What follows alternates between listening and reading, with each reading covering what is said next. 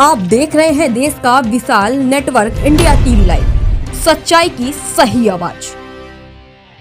Ahmedabad Rajkot highway પર આવેલો બગોદરા મીઠાપુર નજીકનો 60 વર્ષ જૂનો ભોગવો બ્રિજ તેની જર્જરિત હાલતના કારણે તાત્કાલિક અસરથી બંધ કરવામાં આવ્યો છે। વાહન ચાલકોની સુરક્ષા માટે આ નિર્ણય લેવાયો છે।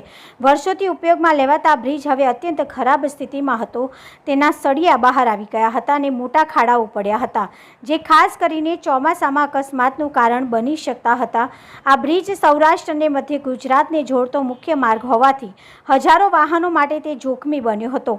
વાહન ચાલકોની સુવિધા માટે ભોગવો બ્રિજની બાજુમાં આવેલા બીજા બ્રિજ પર ડાયવર્ઝન આપવામાં આવ્યું છે। આનાથી ભલે થોડા વધુ સમય લાગે, પરંતુ તે સલામત મુસાફરી સુનિશ્ચિત કરશે।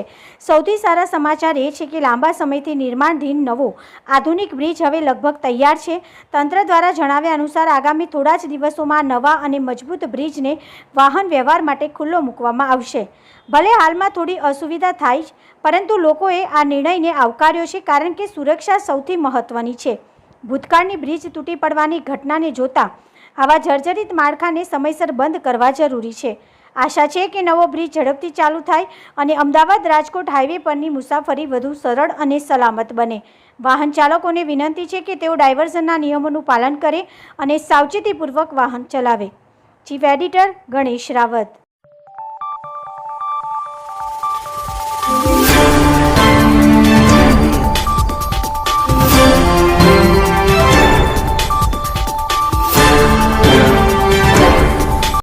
देश और प्रदेश की खबरों के लिए अभी सब्सक्राइब कीजिए इंडिया टीवी लाइव, साथ ही बेल आइकन को दबाना बिल्कुल ना भूलें, जिससे सबसे पहले खबर आप तक पहुंचे।